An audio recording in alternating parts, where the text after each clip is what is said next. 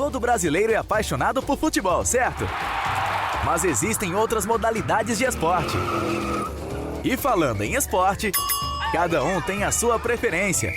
É por isso que a 14 de Julho FM traz todas as informações do esporte para você.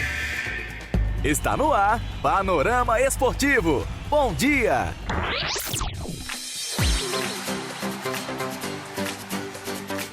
Onze horas 32 minutos, 31 graus em Júlio de Castilhos. Bom dia a você que acompanha o programa Panorama Esportivo desta terça-feira, dia 2 de março. Eu sou o jornalista Arthur Azeredo e trago as principais informações do futebol. E ontem o Inter entrou em campo, isto mesmo, pela primeira rodada do Campeonato Gaúcho de Futebol, enfrentou o Juventude. A gurizada do Inter ontem, foi a campo e com vitória, 1-0 sobre o Juventude.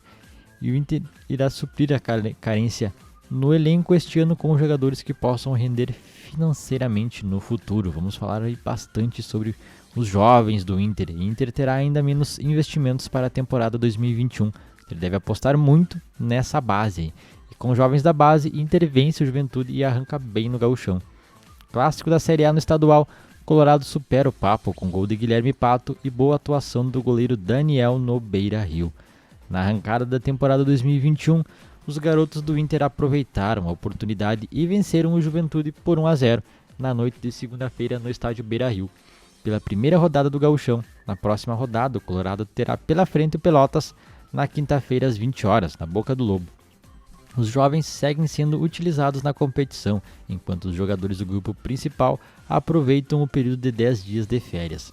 Após um começo de amplo domínio colorado, a equipe comandada por Fábio Matias abriu o placar com Guilherme Pato aos 13 minutos da primeira etapa. Com uma finalização forte em jogada bem construída por Johnny, atrás no placar, o Ju passou a controlar o jogo no cansaço dos meninos do Inter, mas pecou na falta de criatividade e insegura atuação do goleiro Daniel, que fez um milagre duplo aos 14 do segundo tempo em duas cabeçadas de Mateuzinho. No último lance, o arqueiro também contou com a sorte. Mateuzinho levou a melhor contra a defesa e mandou a bola na trave. Com o grupo em um turno único, a vitória colocou o Inter empatado em segundo com Aimoré e Esportivo, atrás somente do Ipiranga, que venceu por 3-0 o São Luís na estreia. O Ju está em nono, empatado com o Brasil de Pelotas e São José, sem pontuar.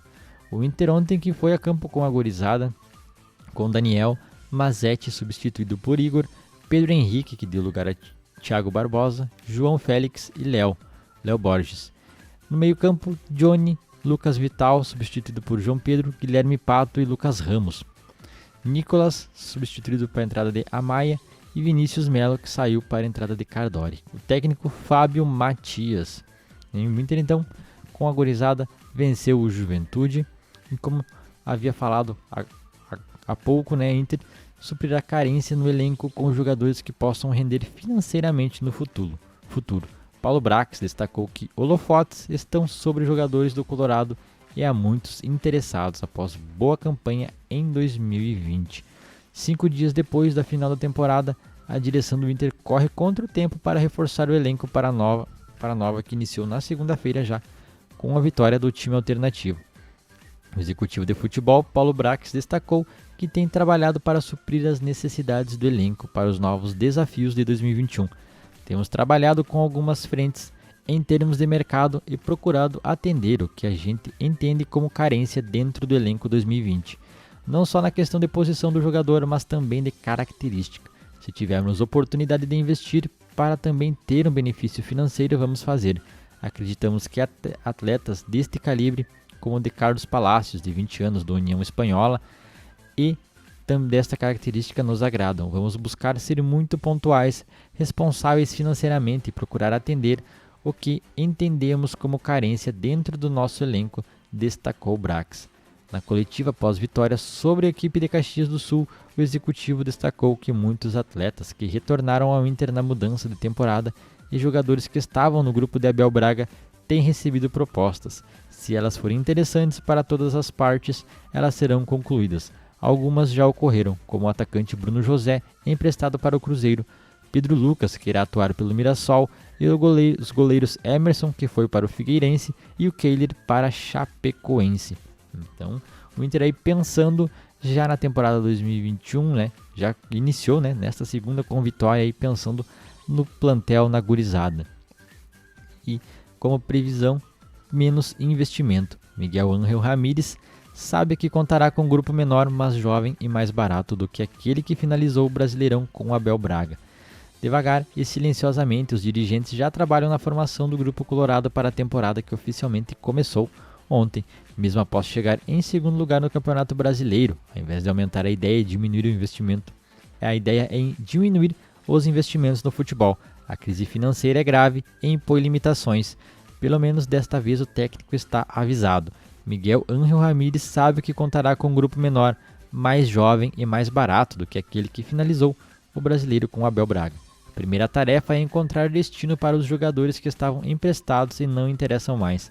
Os laterais Zeca, que estava no Bahia, Dudu e Natanael, que jogaram Brasileirão pelo Atlético Goianiense, estão de volta. Com o primeiro, o Inter negocia a rescisão do contrato. Os outros dois devem treinar em separado enquanto não encontram um novo destino. Marcos Guilherme, que desembarcou no início do ano passado e não conseguiu comprovar a sua utilidade, interessa ao Fortaleza. As contratações serão raras e pontuais. A ideia é dar um tempo para o novo técnico observar os jogadores que já estão no clube, inclusive os que atuaram na primeira rodada do Gauchão. Depois disso serão buscados os reforços. Além disso, é provável que o grupo perca algumas peças. Então o Inter vai enxugar o elenco, vai absorver a gurizada e investir aí, né, nos futuros, né, na sua base mesmo. E o Grêmio, falando de Grêmio agora, o Grêmio vive expectativa de jogo perfeito para reverter placar na final da Copa do Brasil. Ainda a partida de volta para mudar a história com possível conquista do título, mas o treinador terá de construir algo que praticamente não foi visto na temporada 2020. O presidente Romildo Bolzoi Júnior e o técnico Renato Portaluppi estiveram alinhados no discurso de que o Grêmio teria um comportamento diferente na decisão da Copa do Brasil, seja no aspecto tático, técnico ou anímico. Contudo, a derrota para o Palmeiras na Arena foi o reflexo de um time que não se encontrou na temporada. Ainda há partida de volta para mudar a história com a possível conquista do título, mas o treinador terá de construir algo que praticamente não foi visto em 2020, um jogo que beira a perfeição.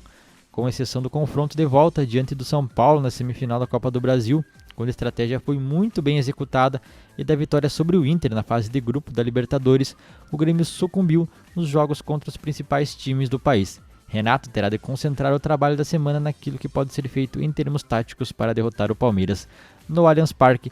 O último jogo então da final da Copa do Brasil é no domingo que vem, a partir das 18 horas, se não me engano. Amanhã a gente retoma e eu passo o horário certinho. 11 horas 40 minutos, 31 graus em Júlio de Castilhos. Este foi o Panorama Esportivo desta terça-feira. Voltamos amanhã com mais informações.